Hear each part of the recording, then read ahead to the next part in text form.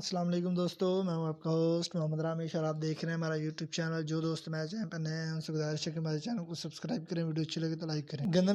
گندم کی مارکیٹ پچھلے ہفتے خاموش رہی، 100 سے 150 فی بوری نرمی دیکھنے کو ملی۔ حکومت پنجاب گندم پر فی الحال سخت پالیسی پر عمل پیرا ہے، جس وجہ سے مارکیٹ میں چوکے چھکے نہیں لگ رہے، لیکن اگر یہاں سے مارکیٹ کو 100 سے 150 مزید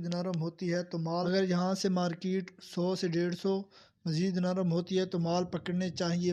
مارکیٹ 1000 سے 1200 پر جائے گی۔ سرسوں مارکیٹ پچھلے ہفتے مستحکم پوزیشن بنائے رکھی ہے، لیکن کل سندھ سائیڈ مارکیٹ 100 سے 150 بہتر ہوئی ہے۔ شکر پہنچ 6500 تک ریٹ بن گیا ہے۔ مال کم، اب ریٹ اگست اچھا بنے گا۔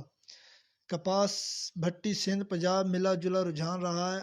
آگے اس ہفتے بارشیں ہیں، کوالٹی کا فل ایکسیویشن بنے گا، ریٹ ڈاؤن ہونے کے چانس ہیں۔ تازی ٹریڈنگ بھی تفصیلات سے جا سکتی ہے۔ کھال بنولا اور بلولا میں منڈی کا رجحان ہے۔ کاڑا گلا منڈی آج کی رپورٹ 22 جولائی 2024۔ تیل نیا آمدن 3 سے 350 سے 370 توڑا، ریٹ 14,500 سے 15,700۔